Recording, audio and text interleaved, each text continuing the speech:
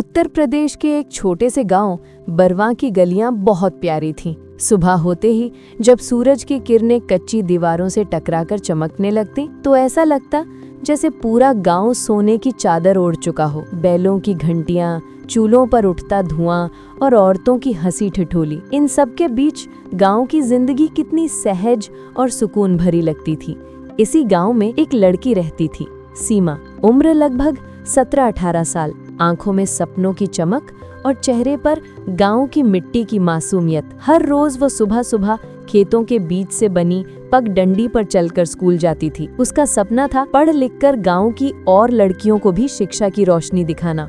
लेकिन गांव की हालत आसान नहीं थी। पानी की किल्लत, टूटी सड़कें और गरीब परिवारों की मजबूरियां, ये सब गांव को जकड़े हुए थे। कई बार सीमा के पिता कहते, बिटिया अब पढ़ाई छोड़ दे, घर का हाथ बटा।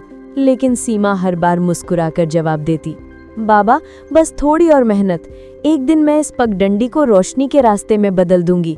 गांव वाले पहले उसकी बातों को मजाक समझते, लेकिन धीरे धीरे जब उन्होंने देखा कि सीमा पढ़ाई में आगे बढ़ रही है और गांव के बच्चों को भी पढ़ाने लगी है, तो लोग हैरान रह गए।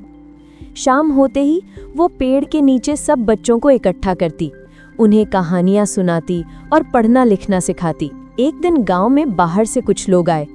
उन्होंने देखा कि सीमा छोटे छोटे बच्चों को पढ़ा रही है। उन्होंने कहा, अगर तुम चाहो तो हम तुम्हारी मदद करेंगे, गांव में एक छोटा सा स्कूल बनवा देंगे। सीमा की आंखों से आंसू निकल पड़े।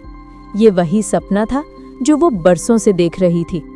गांव वाले भी अब गर्व से कहने लगे, हमारी सीमा गांव की शान है।